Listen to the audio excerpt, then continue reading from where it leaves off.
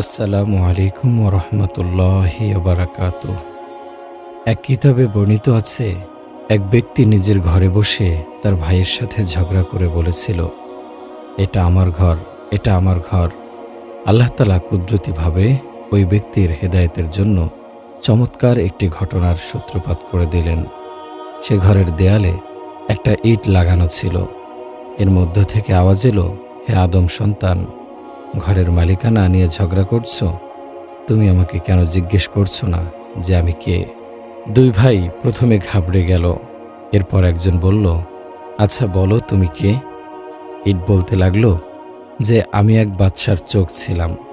সে এক দেশের বাদশা ছিল এবং দুনিয়াতে অনেক আরামায়েশের মধ্যে দিন যাপন করত। যখন তার মৃত্যু হলো, তাকে কবরে দাফন করা হলো, আর তাকে পোকামাকড়ে খেয়ে ফেলল এবং সে মাটিতে পরিণত হলো। আমি মাটির সে অংশ যার মধ্যে বাদশার চোখ ছিল, অথচ আজ আমার অবস্থা দেখো যে আমি ইট হয়ে ঘরের দেয়ালে লাগানো আছি। তুমিও একদিন এভাবে মাটি হয়ে যাবে। হযরত আনাস রাদিয়াল্লাহু আনহু বলেন, প্রতিদিন জমিন এই কথাগুলোর এলান করে, হে আদম সন্তান, তুমি আমার পেটে চলছ, কিন্তু একদিন আমার পেটে আসবে। তুমি আমার পিঠে হাসছ, একদিন তুমি আমার পেটে এসে কাঁদবে। আমার পিঠে সম্পদ জমা করো, কিন্তু একদিন আমার পেটে তোমাকে লজ্জিত হতে হবে। আমার পিঠে তুমি হারাম খাও, কিন্তু একদিন আমার পেটে তোমাকে পোকামাকড়ে খাবে। হযরত ইমাম গাজ্জালী রহমতুল্লাহি আলাইহি বড় আশ্চর্য একটি কথা লিখেছেন, হে বন্ধু, তোমার কি জানা আছে যে বাজারে সে কাপড় এসে গেছে যা তোমার কাফন হবে? আমরা তো মৃত্যুকে ভুলে যাই, কিন্তু মৃত্যু আমাদের ভুলে না। আমাদের জানা নেই কোন সময় আজরাইল এসে আমাদের জান কবজ করে নেবে। এক ব্যক্তি বাগদাদের বাজারে ছোট ছোট কয়লা নিয়ে গেল বিক্রয় করতে। সে এক কামারের কাছে তা বিক্রি করল। কামার কয়লাগুলো জ্বালানোর চেষ্টা করল, কিন্তু কোনো অবস্থাতেই তা জ্বালানো গেল না। কামার যার কাছ থেকে কয়লা কিনেছিল তাকে অনেক খুঁজে বের করলো। কামার লোকটিকে জিজ্ঞেস করলো, ভাই, তুমি কয়লাগুলো কোথা থেকে এনেছ? প্রথমে লোকটি বলতেই রাজি হলো না। অনেক অনুরোধের পর লোকটি বলল, আমি এক কবর থেকে কয়লাগুলো সংগ্রহ করেছি। সে কবরটি খোলা পড়েছিল, আর সে কবরে কঙ্কালের সাথে এ কয়লাগুলো লাগানো ছিল।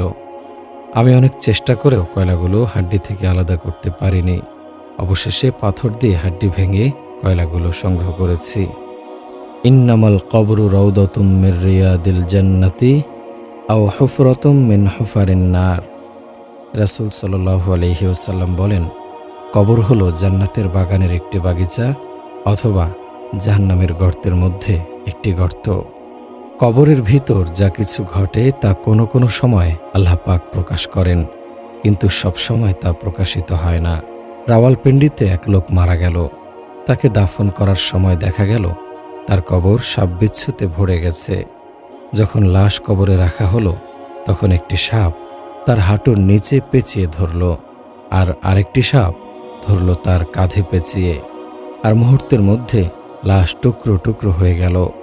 হযরত আয়েশা রাদিয়াল্লাহু আনহা বলেন, পাপীর জন্য তার কবর হবে বড়ই বিপজ্জনক স্থান। গুনাহগার ব্যক্তির কবরে কালো ভয়ানক আকৃতির সাপ তাকে ছোবল মারতে থাকবে। একটি সাপ তার শিয়রে, আরেকটি তার পায়ের দিকে থাকবে। দুই সাপ দুই দিক থেকে অনবরত ছোবল মারতে থাকবে। এ হলো কবরের আযাবের ভয়ঙ্কর অবস্থা, যা সত্য। হযরত ইবনে আব্বাস রাদিয়াল্লাহু আনহু থেকে বর্ণিত, হুজুর সাল্লাল্লাহু আলাইহি ওয়াসাল্লাম বলেন, তুমি নিজের কবরে যাওয়ার প্রস্তুতি গ্রহণ করো। কবর প্রতিদিন 7 বার ডেকে ডেকে বলে, হে দুর্বল মানুষ, তুমি নিজের জীবনকে আমল দ্বারা পরিপূর্ণ করে নিজের উপর দয়া করো। যখন তোমার সাথে আমার সাক্ষাৎ হবে, আমি তোমাকে দয়া করব। হে বন্ধুরা, একটা সময় আসবে যখন আমি ও আপনি সবাই মাটির নিচে অন্ধকার রাতের চেয়ে আরও বেশি ভয়ঙ্কর অন্ধকার কবরে দাফন হব। সেখানে অন্ধকার আলোময় করার জন্য যে ব্যক্তি আমলকে আলো হিসেবে সাথে নিতে পেরেছে, সেই হবে সফলকাম। আর যে ব্যক্তি দুনিয়ার আরামায়েশে থেকে আল্লাহর আদেশ নিষেধ মানে নাই, সে সবচেয়ে বড় ফকির। সেদিন তার চেয়ে অসহায় আর কেউ থাকবে না। 4 যুবক এক স্থানে কাজ করত। সেই স্থানে তারা কয়েক বছর অতিবাহিত করল। তারা তাদের আয় জমা করে রাখত। তারা যখনই শুনত কোনো স্থানে আরামায়েশ আনন্দ ফুর্তির ব্যবস্থা আছে, সেখানেই চলে যেত। প্রতিদিনের মতো তারা বসে গল্পগুজব করছিল।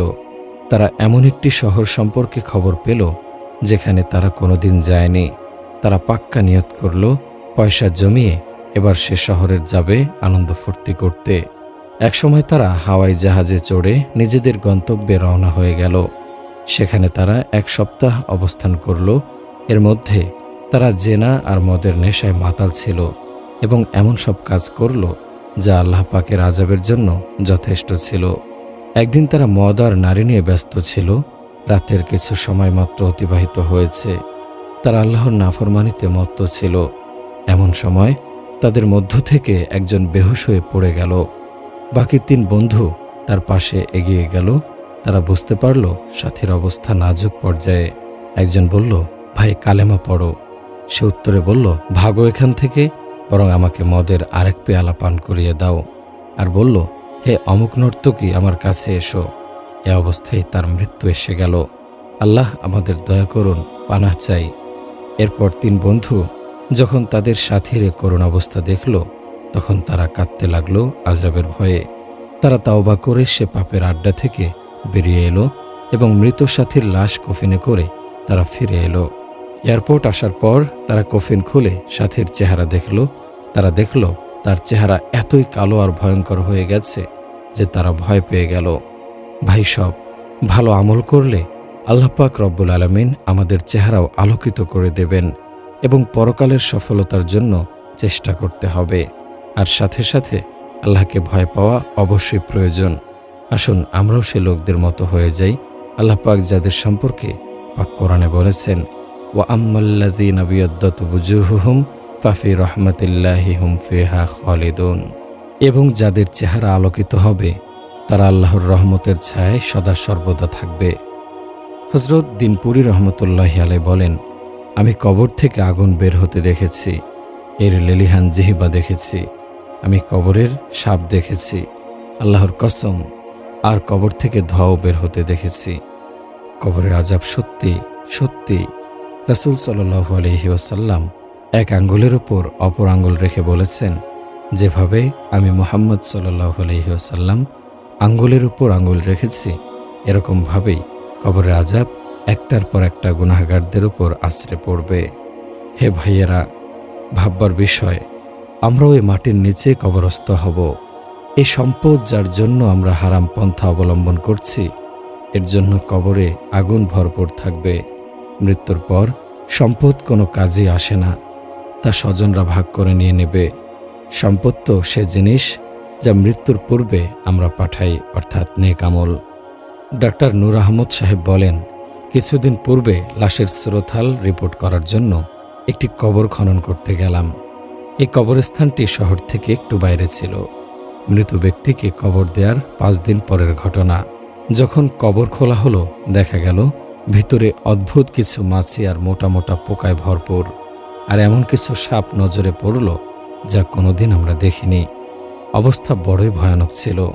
ভয়ে সমস্ত লোক সেখান থেকে চলে গেল। তবুও সরকারি অফিসার যে ছিল, সে ভয় পেয়েও কাজ চালিয়ে যাওয়ার সিদ্ধান্ত নিল। বড় সমস্যা ছিল লাশ বের করা। অনেক কষ্টে আমরা 2 জন মজদুর খুঁজে বের হলাম। তারা পুলিশের ভয়ে এ কাজ করতে রাজি হলো, আর তাদেরকে মোটা অঙ্কের টাকা দিলাম। ভয়ঙ্কর সাপ আর পোকার মধ্য থেকে লাশ তুলে আনা সহজ কথা নয়।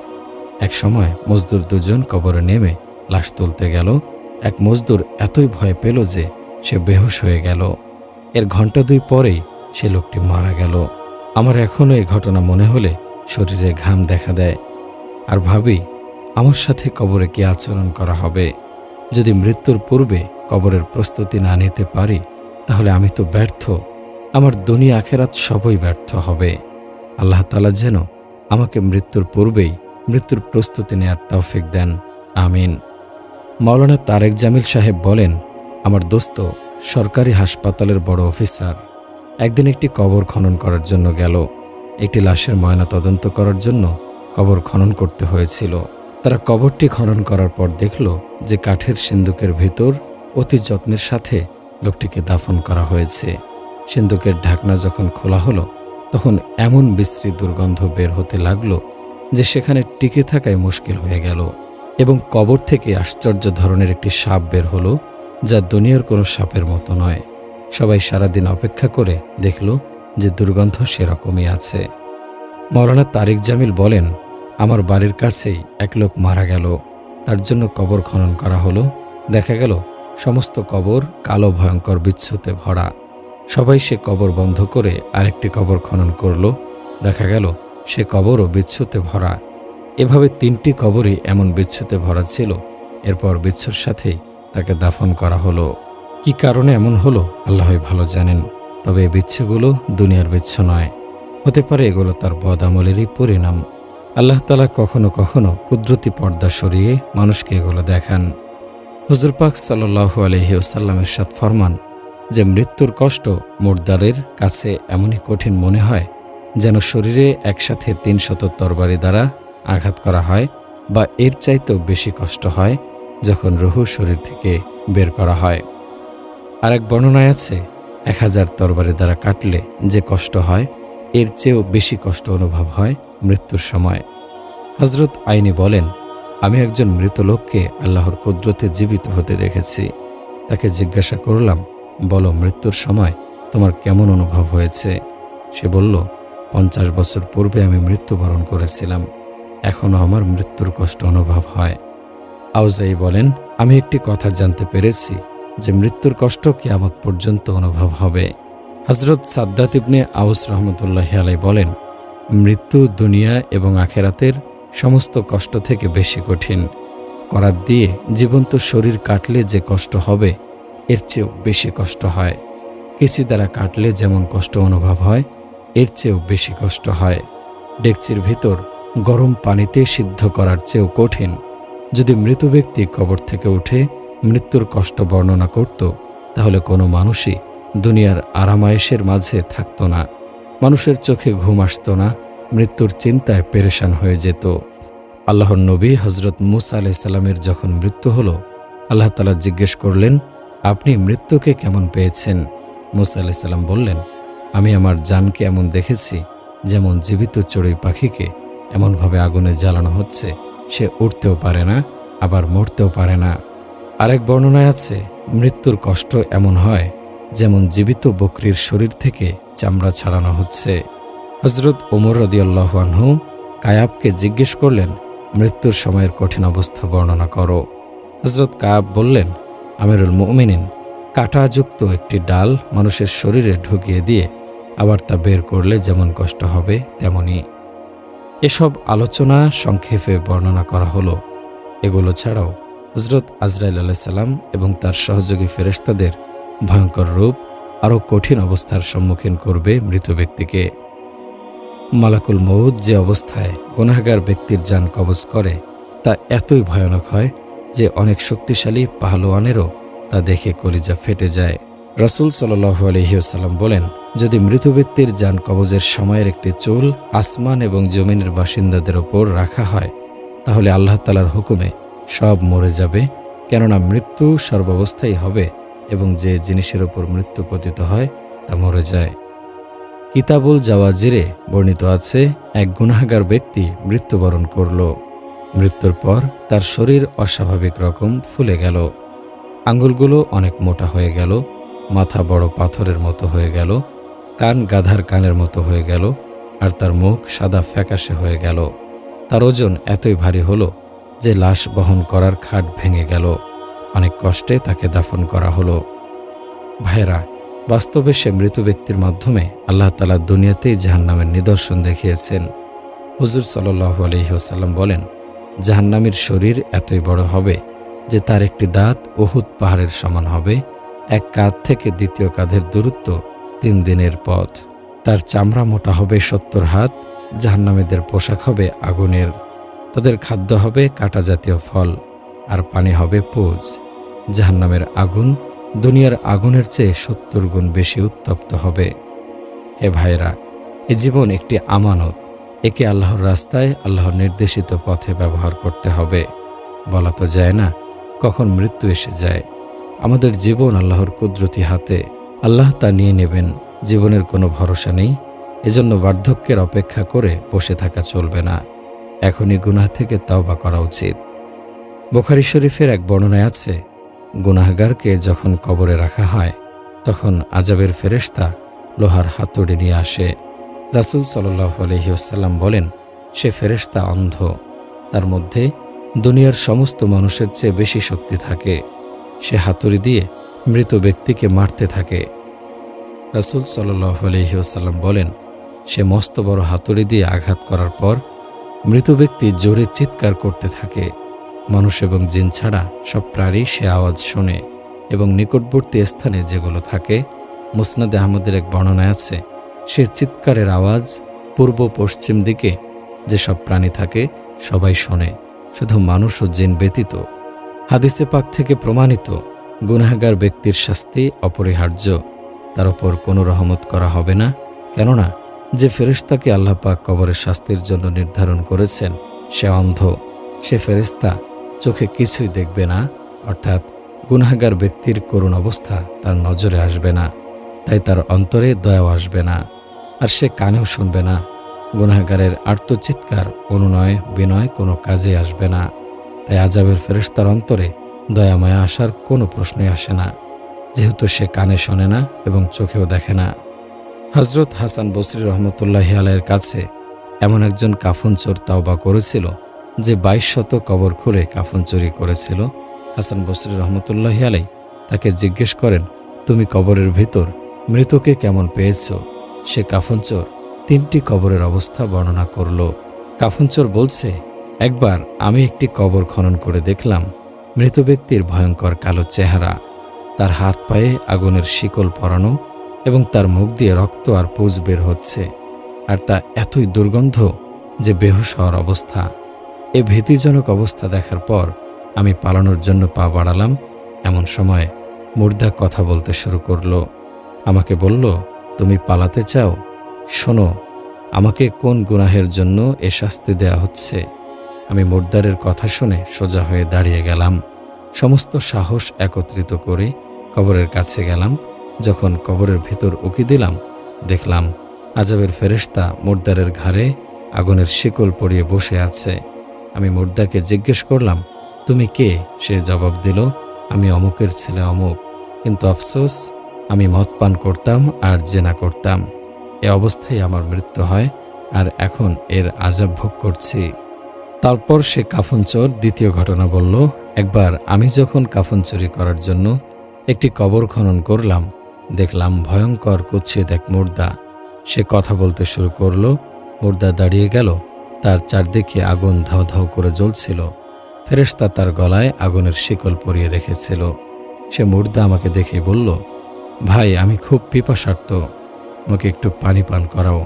ফেরেশতা ধমক দিয়ে বলল, খবরদার, এ বেনামাজিকে পানি দিও না।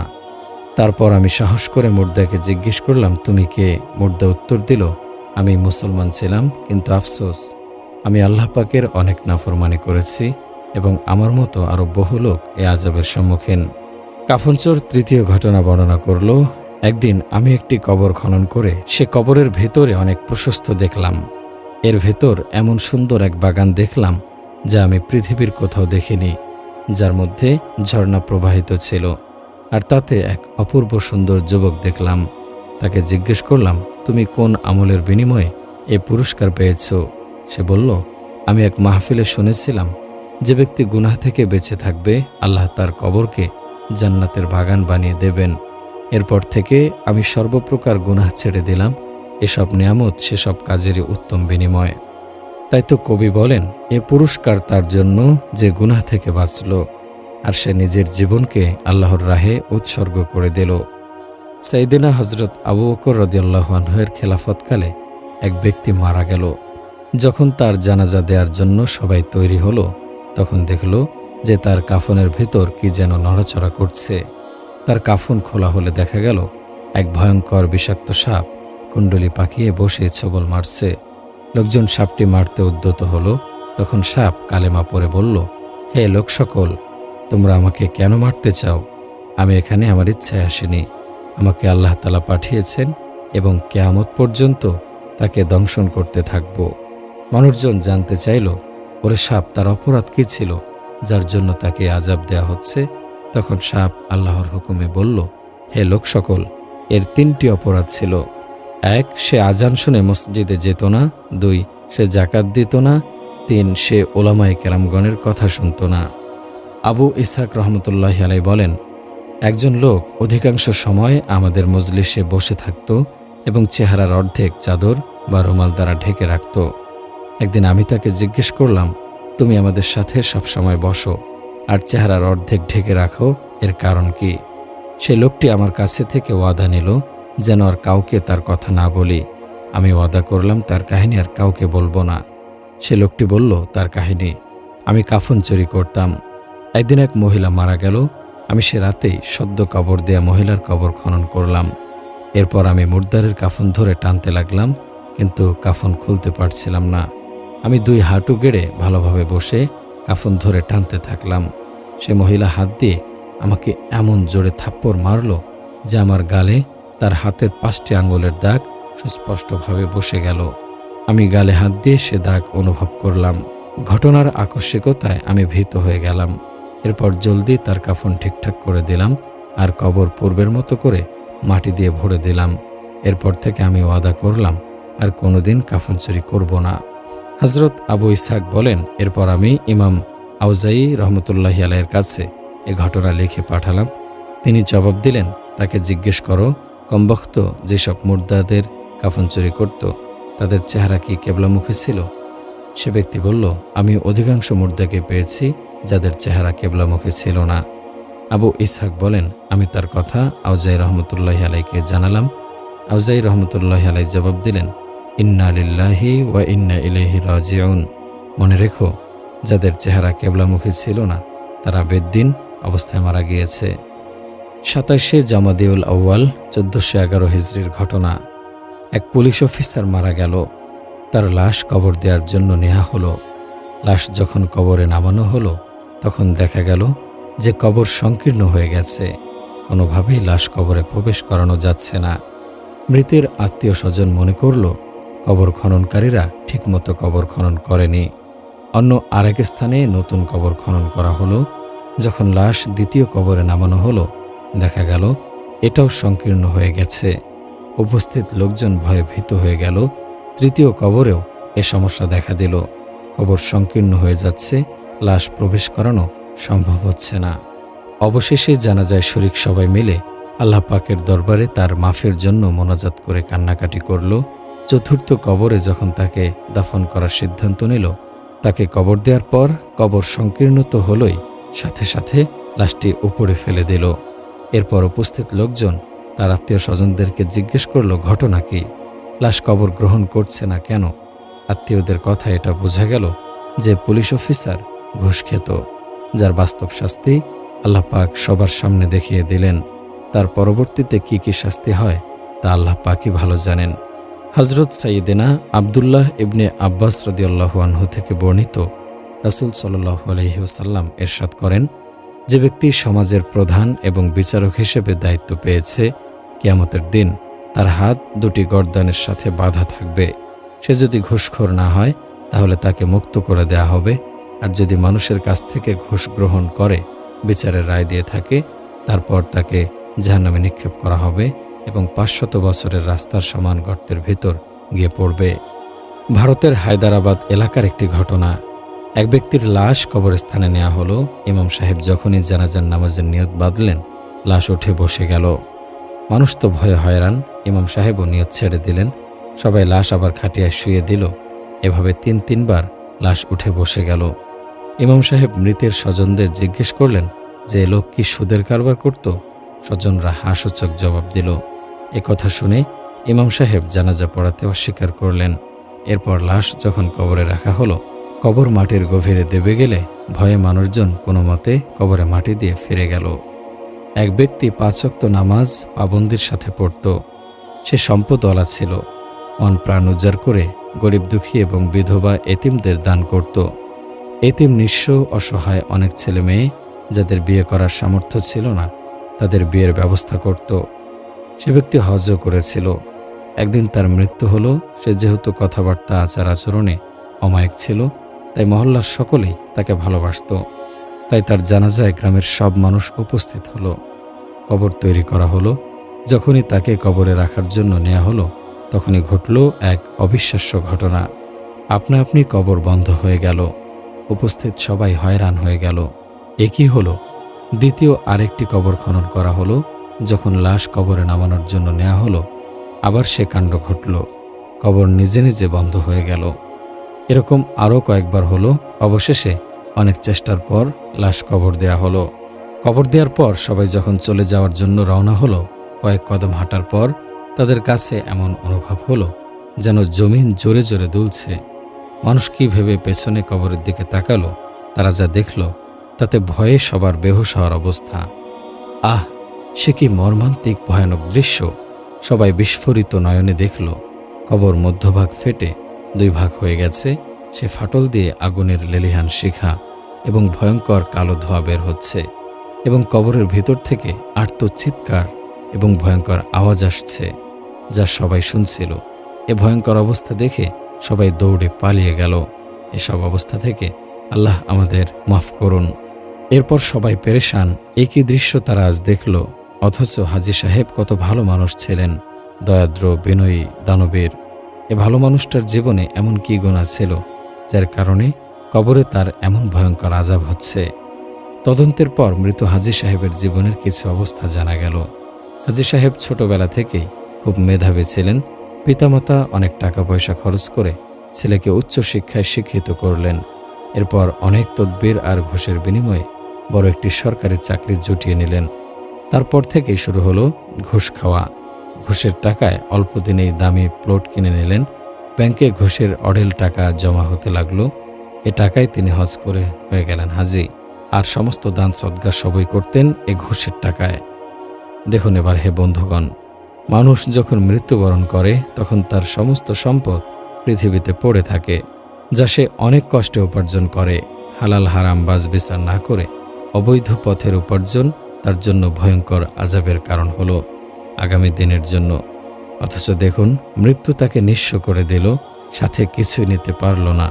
আর যদি কবরের সম্পদ সাথে নিতে পারত, তাহলে তো সে পরম সৌভাগ্যবান হিসেবে গণ্য হতো। আল্লামা কামালউদ্দিন দামেরী রহমতুল্লাহি আলাই হায়াতুল হাইওয়ান কিতাবে একটি ঘটনা বর্ণনা করেছেন। ঘটনাটি হলো, এক গ্রামের একটি কাফেলা হজের জন্য সফরে বের হলো। তারা হজ করার পর বাড়ির দিকে রওনা করল। তারা মক্কা মুকাররমা থেকে কিছুটা পথ অতিক্রম করেছে। এমন সময় তাদের এক সাথীর মৃত্যু হয়ে গেল। কাফেলার সাথীরা তাকে দাফন করার জন্য কবর খনন করল।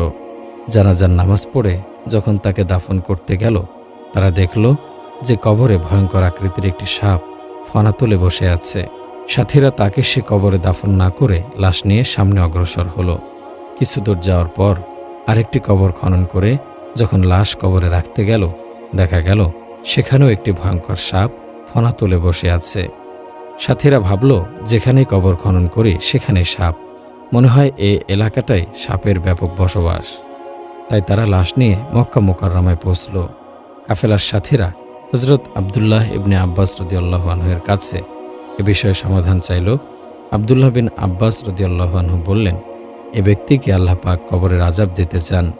তার ভাগ্যে এটাই নির্ধারিত হয়ে গেছে। তোমরা পৃথিবীর যে কোনো স্থানে তাকে দাফন করতে যাও, সেখানে সাপ তার জন্য অপেক্ষমান দেখতে পাবে। যাও, তাকে কবরে নিয়ে দাফন করো। সাথীরা সাপসহই মৃতকে দাফন করে দিল। দাফন করার সময় লোকেরা দেখল যে সাপটি প্রথমে লোকটির মুখে আঘাত করল এবং তার মুখ দংশন করে ক্ষতবিক্ষত করে দিল। লোকটির ঠোঁট, জিহ্বা সাপের দংশনে খসে পড়ল। সাথীরা জলদি কবরে মাটি দিয়ে চলে এলো। গ্রামে এসে তারা মৃত ব্যক্তির পরিবার পরিজনদের কাছে জিজ্ঞেস করল, তোমাদের হাজী সাহেব কেমন লোক ছিলেন? সে কি কাজ করত? স্ত্রী জবাব দিল, সে নামাজি ছিল, যাকাতও দিত, হজের জন্য আপনাদের সাথেই গেল, তার সব কাজই ভালো ছিল। হাজী সাহেবগণ মৃতের স্ত্রীকে তার কবরে আযাবের কথা বলল। এ কথা শুনে স্ত্রী বলল, আমার স্বামীর একটা ব্যাপার আমার খেয়ালে এসেছে। সে যখন মহাজনের জন্য গম কিনত, তখন সে সেই গম থেকে ভালোটা রেখে দিত আর খারাপ গম সেগুলোর সাথে মিশ্রিত করে দিত। স্ত্রীর মুখে সবাই কথা শুনে বুঝতে পারল লোকটির কবরে আযাবের কারণ ছিল এটাই। কেননা লোকটির এই পন্থাটা ছিল হারাম। সে মহাজনদের জন্য মাল কিনত, তা থেকে নিজের জন্য মাল ব্যবহার করত, অথচ এ গম তার নিজের ছিল না। এজন্য হারাম পথে উপার্জন এবং তা থেকে ভক্ষণ করার কারণেই কবরে তার এ শাস্তি হচ্ছে। এ ঘটনা থেকে বোঝা যায় কবরের আযাব কোনো কোনো সময় আল্লাহ পাক দুনিয়ার মানুষকে দেখিয়ে দেন, যাতে অসতর্ক মানুষ সতর্ক হয়।